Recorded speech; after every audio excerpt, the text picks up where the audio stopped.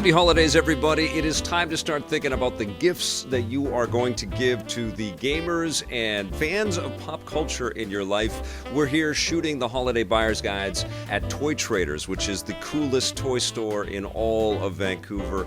It's in the Langley area, and if you ever get to Vancouver, BC, definitely make your way here. Right, Pip-Boy? Right. Here's gonna come out. Thanks, buddy. All right, we are going to talk about Xbox games for the Xbox One, and we're going to start with the big exclusive. Presumably, if you've got a big Xbox One gamer on your list, they may already have this, but if they don't, you definitely need to get them a copy of Gears 5.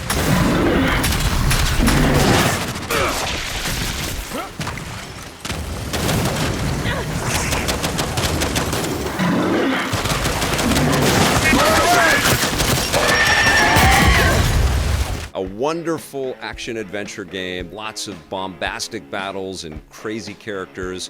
We're getting to know the cast of different personalities in the game quite well. There's definitely some dark moments in this game and some really tough choices. There are repercussions and the stakes are high, but that's what you want out of a game where you're dealing with a real menacing threat that you got to take down in all shapes and sizes, incredible weaponry, and some of the best multiplayer that you can find in any video game in 2019, and also some of the best looking visuals, particularly if that someone on your list has an Xbox One X. This game just absolutely sings in 4K at 60 frames per second. As beautiful as it is, it's so crazy fun in so many directions. The single player is great, the multiplayer is great, the co-op is great. Gears 5 is a treasure.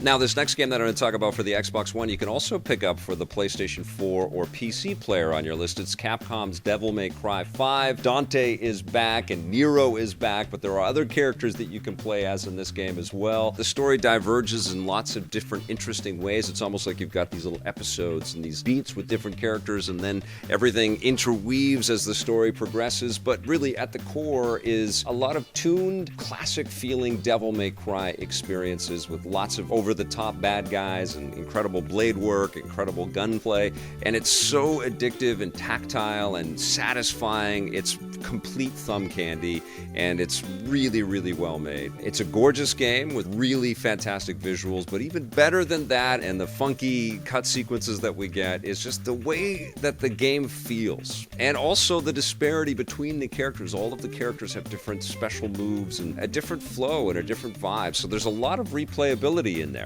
Very, very cool experience, especially if you've got any longtime Devil May Cry fans. Just getting right to the point, huh? Now, a lot of people are talking about this next one as a Game of the Year, at least contender. It's The Outer Worlds from Obsidian, who not too long ago worked on Fallout New Vegas, which is one of the best of the Fallout games. This is quite like a Fallout experience, but you get to go from planet to planet, so it's not quite so devastated in the environments, and it's not like completely dystopian. It's filled with fantastic characters, great crisp writing, lots of zany twists and turns, incredible technology and weaponry, and of course, so many branching ways that you can deal with each encounter. You don't have to go out and kill everybody. You can make friends and alliances and actually bring characters with you as you leave your spaceship and go and venture off and explore these different outer worlds.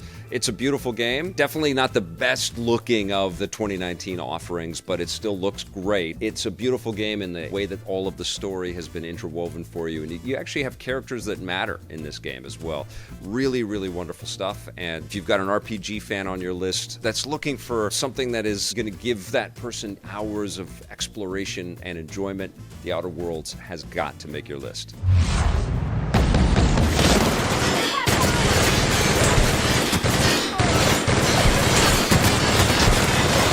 Now, Ubisoft made tons of great enhancements to The Division 2, which came out earlier this year. This is a role-playing experience as well, and it's also, you could describe it as a looter shooter, where you're connecting with friends, although you can play everything alone, but, you know, the best way to play it is to connect with friends and to get online and challenge all of the missions. You can also get into some player versus player combat as well. They've updated the game with lots of great DLC and lots of different missions. The game takes place in a beautiful and authentic feeling Washington, D.C. PC, but of course it's dystopian and it's been taken over, and you're going to be meeting all kinds of infected people, and also you're helping out helpless people, and people need your services, and you're kind of rebuilding communities and trying to create society again in the face of people that are trying to take advantage and devastate others. There's a heroicism sort of permeating throughout the adventure as well. I love just jumping into this game and getting lost in the ornate beauty. There's so much crazy detail in every alley, every city street, all the buildings that you can pass by or venture into. It is loaded with lots of great stuff to uncover, and it's been one of the most satisfying shooting experiences in video games that I've had in 2019. It's an amazing game, and if the Xbox or PC or PlayStation 4 player on your list does not have The Division 2, that's one to get. We are the only hope to stop it. Now, this was a bit of a different kind of game to play on the Xbox One, but I'm very happy that it's there. It's Kingdom Hearts 3, which you can also play on the PlayStation 4 and the PC, and this is a further extension of the partnership between Square and Disney, where you could play as Disney characters and Square characters visiting all kinds of different Disney-themed worlds, and Pixar was one of the big ones that we're taking a look at in Kingdom Hearts 3, so it was wild to run through the world of Toy Story, and you're bouncing from planet to planet and sort of getting lost in the experiences of all of these classic Disney movies. Beautiful graphics in this game. I almost said movie. Lots of great sound-alikes and also lots of great performers from a lot of these original films as well. It's an action RPG. A lot of depth in there. It's not just like a spam the buttons and work your way through. There's lots of magical powers and lots of incredible visual effects scattered throughout the game that you continue to unlock and progress. There's also lots of great little mini games and a tremendous amount of collectible enjoyment in there. You know, if you've got any Disney fans in your holiday shopping list, or if you've got any Square fans, this is an unbelievably well-crafted marriage between these worlds that seem so disparate and weird to kind of put together. But Kingdom Hearts has been successful for a long time, and I think Kingdom Hearts 3 was a great distillation of a lot of the potential of the original Kingdom Hearts 1 and 2. It was a very easy game to get lost in. Excellent game. You ready? And the last game that I'm going to talk about is a fighting game. This is also available for the PS4 and the PC and the Switch, although it's kind of a neutered version on the Switch. It's Mortal Kombat 11, which is unbelievably gorgeous, but also unbelievably gruesome.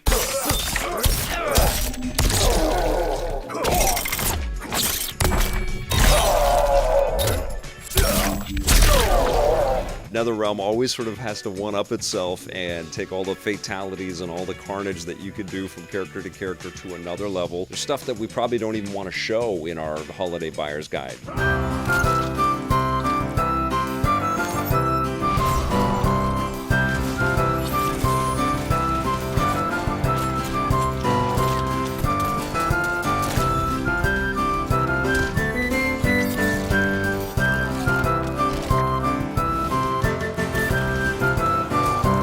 The combat is so tight and so fun and so zany and over the top, and the story mode in this game just takes you all the way through all of the lore, all of the history of Mortal Kombat. Honestly, it's a love letter to the fans of this franchise. It's one of the most successful video games of the year. It deserves all of the success that it's had, so make sure you check the collections of whatever gamer you're buying stuff for to make sure that they don't already have this in their collection. It's an amazing game, and it's a great competitive game for sitting on the couch and fighting with a friend. Of course, you can play online as well. Lots of collectibles. There's so much depth and so much detail, and it's so damn satisfying to pull off those fatalities. There are tons of other Xbox games that I could talk about, and I definitely will be talking about other Xbox games in the Xbox Game Pass discussion that I'll have in a future video. But I think that's a pretty good start. 6 fantastic options for any Xbox players in your life. Stay tuned. We've got lots of other videos coming, and what I'm doing actually in each of the videos is pointing out where games are playable on different systems. So I'm going to be doing PC and PlayStation and Switch, and some of those games you can play on Xbox as well. So you're going to want to watch all the vids, is what I'm telling you. But thank you so much for watching this one.